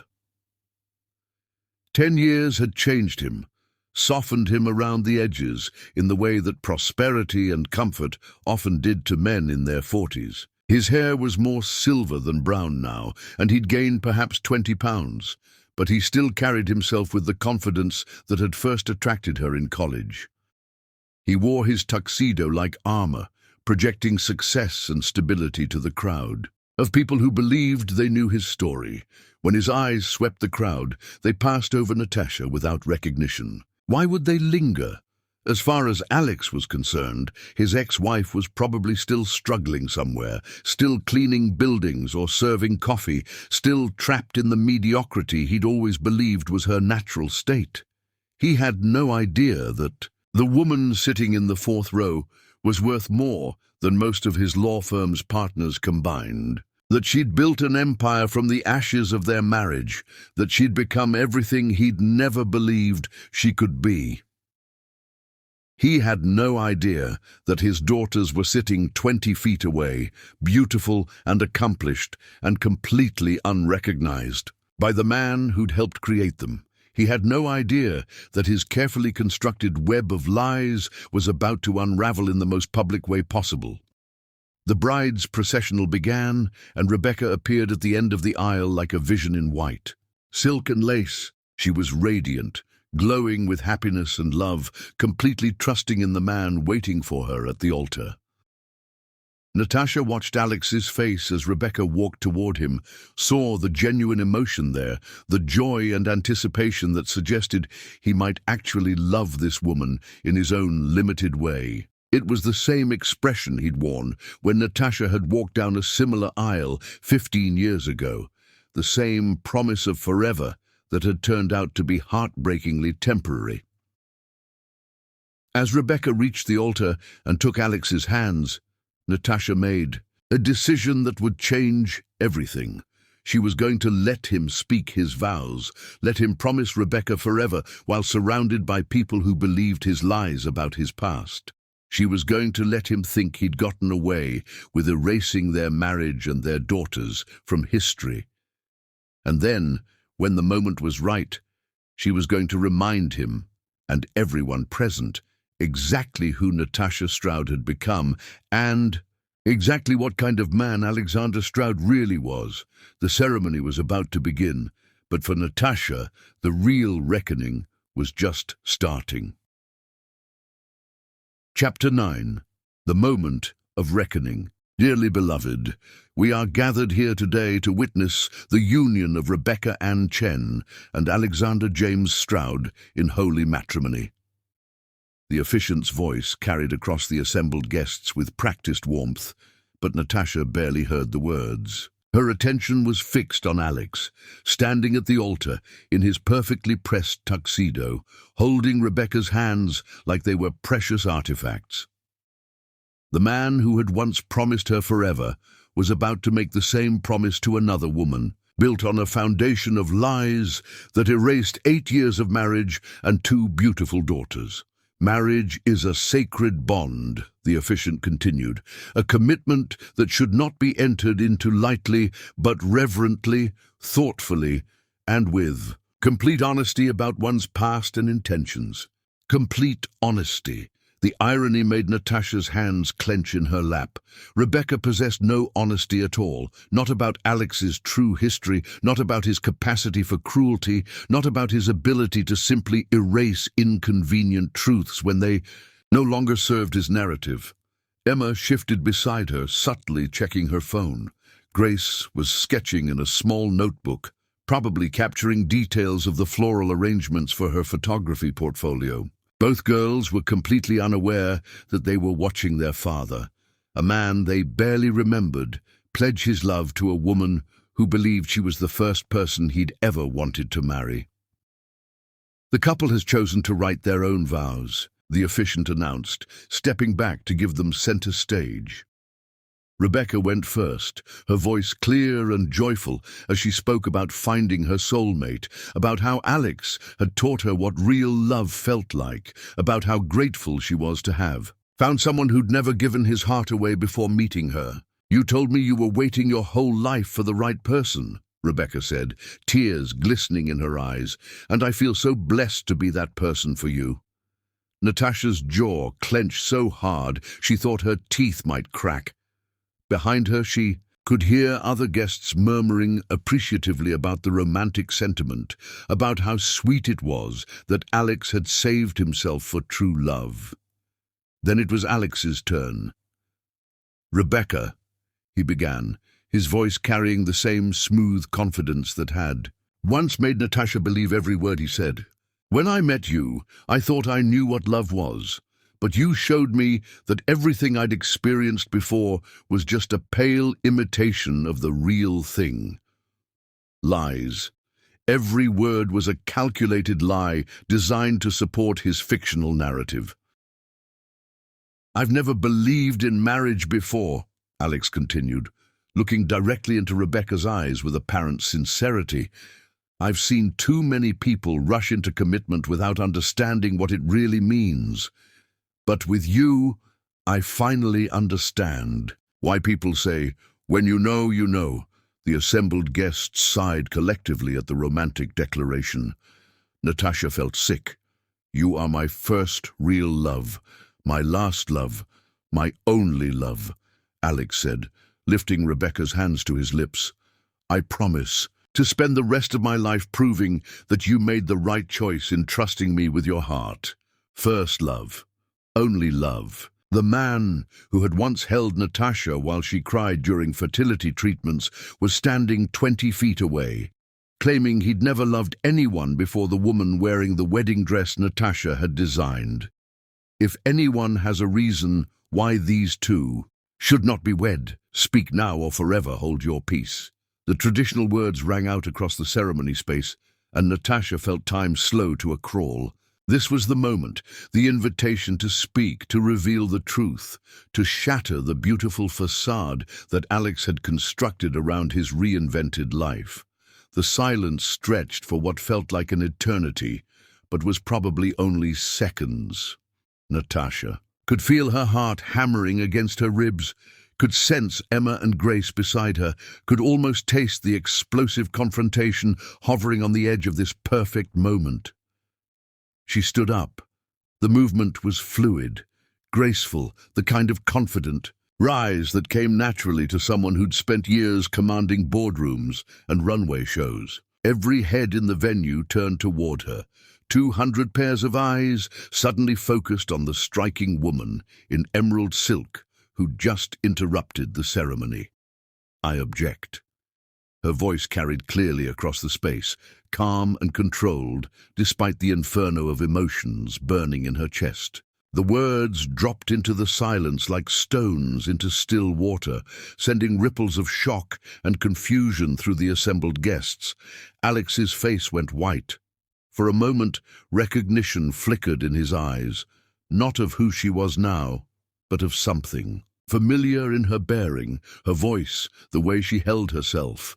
Then confusion clouded his features as his brain struggled to reconcile the successful, powerful woman standing before him with his memories of the boring housewife he'd left behind.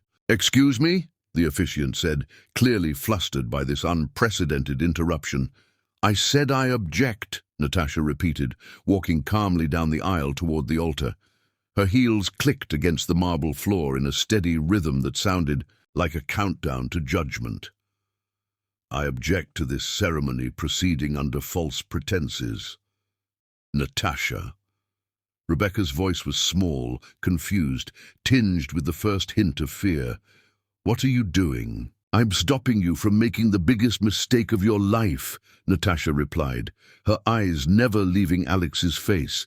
She could see him trying to process what was happening, could watch the moment when recognition finally dawned and terror replaced confusion in his expression. "This is highly irregular," the officiant protested. "Ma'am, I'm going to have to ask you to..."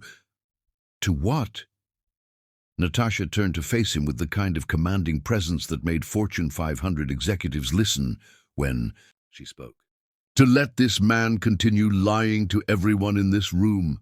To let my friend marry someone who's built their entire relationship on deception." She turned back to face the altar, where Alex looked like he was about to be sick, and Rebecca was staring between them with growing alarm. "Rebecca, sweetie," Natasha said, her voice gentle but implacable. "Your fiancé hasn't been entirely honest with you about his past." "What are you talking about?" Rebecca's voice cracked slightly. "I'm talking about the fact that Alexander James Stroud was married before, for 8 years, to me." The declaration hit the assembled guests like a physical blow. Gasps echoed through the space, followed by the kind of shocked murmur that rippled through crowds when something unthinkable happened in real time. That's impossible," Rebecca stammered, looking between Natasha and Alex with desperate confusion. "Alex told me he'd never been married. He said he'd never believed in marriage before meeting me. He lied," Natasha said simply, "just like he lied about having children." Alex finally found his voice, though it came out strangled and desperate. "Natasha, what are you doing here? This is crazy. You can't just what?" Natasha's voice cut through his stammering like a blade. "Can't just tell the truth? Can't just correct the lies you've been telling about our marriage, about our daughters?" She gestured toward Emma and Grace, who were now standing in their seats, both looking stunned but beginning to understand what was happening. "Daughters?" Rebecca's voice was barely a whisper. "Emma and Grace Stroud," Natasha said clearly, wanting everyone in the venue to hear. "His daughters. The children he abandoned when he decided our family wasn't interesting enough for him anymore." The crowd was in full uproar now, voices rising as people tried to process what they were witnessing. Some guests were standing, craning their necks, to get a better view of the drama unfolding at the altar. Others were pulling out phones, clearly torn between documenting the moment and respecting the privacy of what was obviously a devastating personal revelation. "This is not... I never..." Alex started, then stopped, his face cycling through emotions too quickly to track. "Natasha, please, let's talk about this privately." "Privately?" Natasha's laugh held no humor. "Like the private way you erased our marriage from your history? Like the private way you told everyone you'd never loved anyone before Rebecca?" She turned to address the crowd directly, her voice carrying the authority of someone accustomed to having rooms full of people hang on her every word. "Ladies and gentlemen, I apologize for interrupting this lovely ceremony, but I felt you should know that the groom has been somewhat creative with his personal history. Alexander Stroud was married to me, Natasha Bigdan, from 2010 to 2018. We have 2 daughters together who are sitting right there in the 4th row." Every head turned toward Emma and Grace, who stood frozen in the spotlight of sudden attention. Emma, always the more composed of the two, lifted her chin with a dignity that reminded Natasha painfully of her own younger self. Grace moved closer to her sister, but neither girl looked away from the crowd or tried to hide. "Furthermore," Natasha continued, her voice gaining strength with each word, "I've been listening to some interesting stories about his first marriage to an unstable woman who allegedly stole his son and disappeared. I can assure you that story is complete fiction. There was no son, no disappearance, no search by private investigators. There was simply a man who grew bored with his family and decided it was easier to invent a tragic backstory than admit he'd abandoned his wife and children." The silence that followed was deafening. Rebecca was staring at Alex with the kind of devastated comprehension that came when everything you believed about someone crumbled in real time. "Alex," she whispered, "is this true?" Alex's mouth opened and closed like a fish gasping for air. His carefully constructed facade was disintegrating, and there was no explanation smooth enough to address the living proof of his deception standing before 200 witnesses. "Rebecca, I can explain..." "Explain what?" Rebecca's voice was getting stronger, anger beginning to replace shock. "Explain how you've been lying to me for 2 years. Explain how you convinced me I was special because I was your first love when you were married to someone else for 8 years. Explain how you have children you never told me about." It wasn't like that." Alex stumbled over his words, desperation making him clumsy. "That marriage didn't count, Rebecca. It was a mistake. We were too young. It was never real like what we have." The slap echoed through the country club like a gunshot. Natasha's hand stung from the contact, but the satisfaction that flooded through her was worth every moment of pain she'd endured over the past 10 years. Alex stumbled backward, his hand flying to his reddening cheek, his eyes wide with shock and something that might have been fear. "Don't you dare," Natasha said, her voice deadly quiet but carrying to every corner of the silent room. "Don't you dare dismiss 8 years of marriage as not real while standing before the daughters we created together. Don't you dare pretend that the life we built meant nothing simply because you decided you were too good for it." She stepped closer to him, close enough that only he could hear her next words, her voice dropping to a whisper that somehow felt more threatening than shouting. "I am Natasha Bigdan, CEO of Phoenix Rising Fashion. I am worth more than your entire law firm. I have graced the cover of Forbes twice, and I employ over 3,000 people worldwide. The boring woman you abandoned became everything you never believed she could be, while you remained exactly the same, a mediocre man who lies to get what he wants." She stepped back, her voice rising so everyone could hear her final words. "Rebecca deserves to know what kind of man she almost married. Everyone here deserves to know what kind of colleague and friend they've been supporting. And my daughters deserve to have their existence acknowledged by their father, even if he's spent 10 years pretending they don't exist. The aftermath was chaos. Rebecca was sobbing, her perfect wedding day in ruins around her feet. Wedding guests were on their phones, some trying to comfort the bride, while others were clearly sharing the gossip that would be all over social media within minutes. The wedding party stood frozen in tableau, unsure whether to intervene or retreat, and Alex stood at the altar in his ruined tuxedo, his hand still pressed to his cheek where Natasha had slapped him, finally revealed for exactly what he was. A man so small and selfish that he'd erased his own children from his life story, rather than admit to having failed at anything.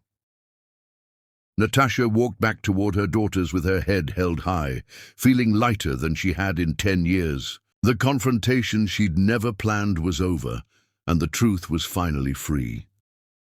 "Come on, girls," she said quietly when she reached Emma and Grace. "Let's go home." As they walked toward the exit, leaving behind the ruins of Alex's carefully constructed lies, Natasha felt something she hadn't experienced since the night he'd left their kitchen: complete, uncompromising victory. The phoenix had risen indeed, and this time she'd burned down everything false in her path. Chapter 10. The Sweet Taste of Justice. 6 months after the wedding that never was, Natasha stood in the executive suite of her flagship Manhattan store, watching the morning news coverage that had become as routine as her coffee. The anchor's voice carried across the room with practiced authority as footage rolled of Phoenix Rising's latest store opening in Milan. Fashion mogul Natasha Bigdan continues her international expansion with her 16th store outside the United States. The Phoenix Rising brand has seen unprecedented growth following what media outlets dubbed the wedding confrontation that made headlines worldwide last November. Natasha smiled, muting the television with her remote. The media attention had been intense for the first month after Rebecca's wedding, but she'd learned to navigate it with the same grace that had carried her through every other challenge in her remarkable journey. The story had everything journalists loved: betrayal, redemption, a powerful woman refusing to be silenced, and enough drama to fuel months of think pieces about modern relationships and corporate accountability. "Mom, have you seen the morning sales reports?" Emma called from across the suite, where she'd set up a temporary workspace during her winter break from Columbia. She was officially Phoenix Rising's Director of Strategic Development now, having proven herself invaluable during her summer internships and part-time work throughout college. Online orders are up 68% from this time last year. That's the 4th consecutive quarter of growth exceeding 50%, Grace added, looking up from her laptop where she was editing photos for the spring campaign. At 19, she had taken a gap year before college to focus on her photography career and help document Phoenix Rising's expansion. Her images had graced the covers of 3 major fashion magazines in the past 6 months, and she'd been accepted to both Parsons and Fit for the following fall.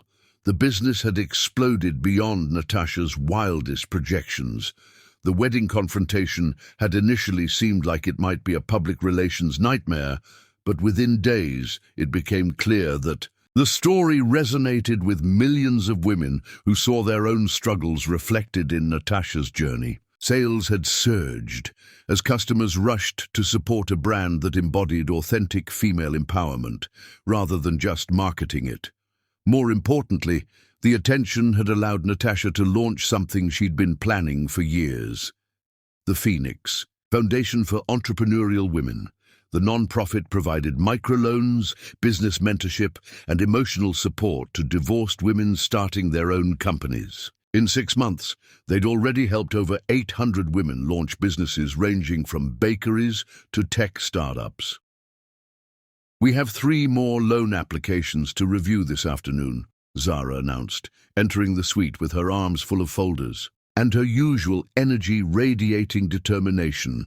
As Phoenix Rising's chief marketing officer and the foundation's co-director, she'd thrown herself into both roles with the passion that had first made her believe in Natasha's vision. The foundation had become deeply personal for all of them. Every application told a story similar to Natasha's, women who'd been dismissed, undervalued, or abandoned, fighting to rebuild their lives and prove their worth. The difference was that now they didn't have to fight alone. Sarah Martinez wants to expand her catering business into event planning, Zara continued, settling into one of the leather chairs around Natasha's conference table. She's been successfully running the catering company for 2 years since her divorce, and she's ready to scale up. Maria Gonzalez is launching a consulting firm for small businesses. She has an MBA and 15 years of corporate experience that her ex-husband convinced her was worthless. And Jennifer Wu wants to open a martial arts studio specifically focused on self-defense for women. Each story was different, but the themes were heartbreakingly familiar. Women who'd been told they weren't capable, weren't smart enough, weren't worth investing in. Women who were proving every day that they were all of those things and more.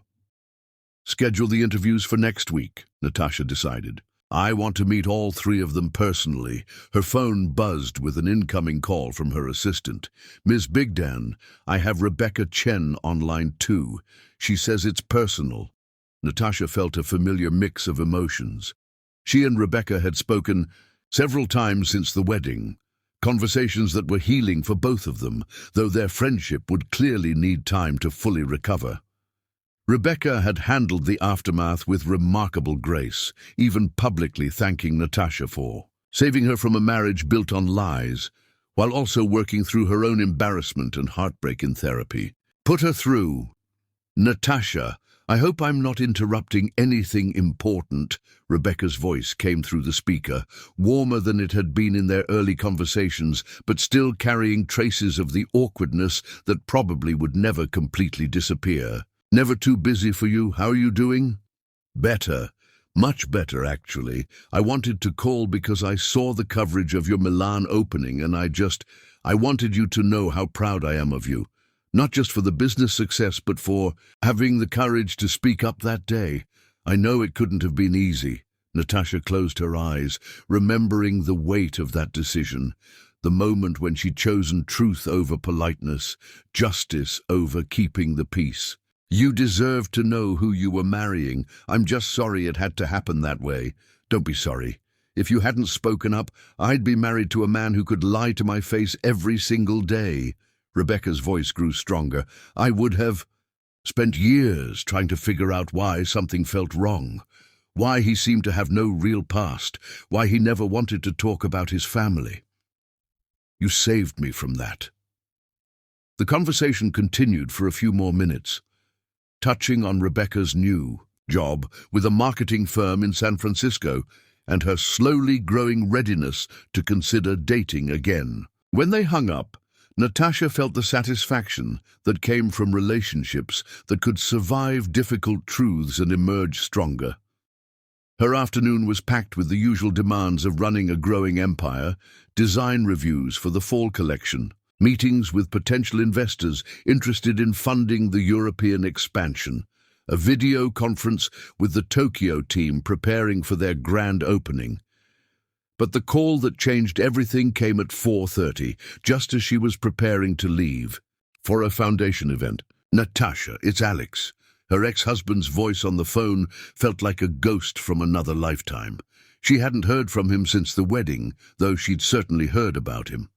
The law firm had quietly asked him to take early retirement after the scandal made him a liability with clients who valued discretion. His professional reputation in shambles, he'd been forced to start over with a much smaller practice, handling significantly less prestigious cases. What do you want, Alex? Her voice was steady, professional, giving away nothing of the complex emotions his call stirred up. I need to apologize for everything, for the way I left, for the lies I told about our marriage, for pretending Emma and Grace didn't exist. His voice sounded older, worn down by 6 months of consequences. I know it's too late, but I needed you to know that I was wrong. About everything. Natasha sat in silence for a moment, processing words she'd once desperately wanted to hear. 10 years ago, this apology would have meant everything to her.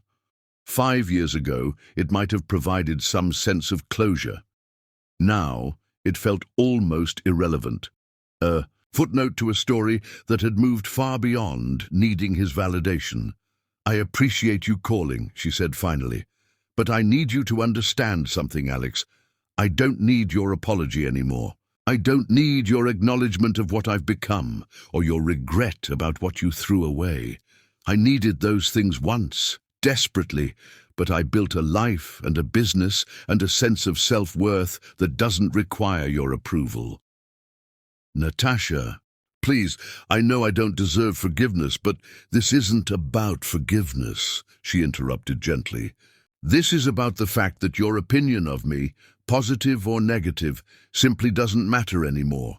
You told me I wasn't enough, and I spent 12 years proving you wrong, not to you, but to myself. The woman you dismissed as boring and worthless became everything you never imagined she could be. She paused, looking out at the city where she'd built her empire, thinking about the women she'd helped, the daughters she'd raised, the life she'd created from the ashes of their marriage. I hope you find peace, Alex. I hope you learn to be honest with yourself and the people in your life, but I don't need anything from you anymore. I never did. I just needed to remember who I was before I let someone else define my worth. After ending the call, Natasha sat quietly in her office, processing the strange anticlimax of finally hearing the words she'd once thought she needed. Emma and Grace had left for their evening plans, and Zara was at the foundation office reviewing loan applications. The building was settling into its after-hours quiet, but the Phoenix Rising workspace remained vibrant with the energy of ongoing projects and ambitious dreams. She walked through the design studio, where sketches for next season's collection covered every available surface. The clothes reflected the evolution of her vision, pieces that celebrated strength without sacrificing femininity, garments that told stories of resilience and growth, designs that helped women feel powerful enough to claim their place in any room. At 25, she'd given up a scholarship to design school to become someone's wife. At 35, she'd found herself divorced and cleaning buildings to survive. At 45, she stood at the helm of a global fashion empire that employed thousands of people and inspired millions more. The greatest revenge hadn't been the public humiliation at Rebecca's wedding, satisfying though that moment had been. The greatest revenge had been becoming so magnificently successful that Alex's opinion became irrelevant, so completely fulfilled that his approval became unnecessary, so thoroughly happy that his absence felt like freedom rather than loss. Standing in her flagship store as the city lights began to twinkle outside, surrounded by the physical evidence of everything she'd built from nothing, Natasha realized the profound truth that had taken her 10 years to fully understand. She had never needed to be saved or validated or completed by anyone else. She had been enough all along. She just needed to remember it. The phoenix had risen, not just once, but continuously, transforming every challenge into an opportunity, every setback into a comeback, every ending into a new beginning. And the fire that had forged her strength would continue burning, lighting the way for every woman who needed to remember her own worth. Emma and Grace would inherit not just a business empire, but the knowledge that they were capable of building anything they could imagine. The foundation would continue helping women transform their pain into power, their struggles into success. Phoenix Rising would keep creating clothes that whispered to women, "You belong here. You matter. You are enough." And Natasha Bigdan, the girl who'd once believed love meant making herself smaller, would continue growing larger, brighter, more powerful with each passing day, a living testament to the revolutionary truth that the only approval that mattered was the kind you gave yourself. She turned off the lights and headed home, knowing that tomorrow would bring new challenges, new opportunities, new chances to prove that impossible was just another word for inevitable. The empire she'd built wasn't just made of stores and revenue and influence, it was made of self-respect, authenticity, and the unshakable knowledge that she was exactly who she'd always been meant to be, and nothing Alex or anyone else had ever said could change that truth.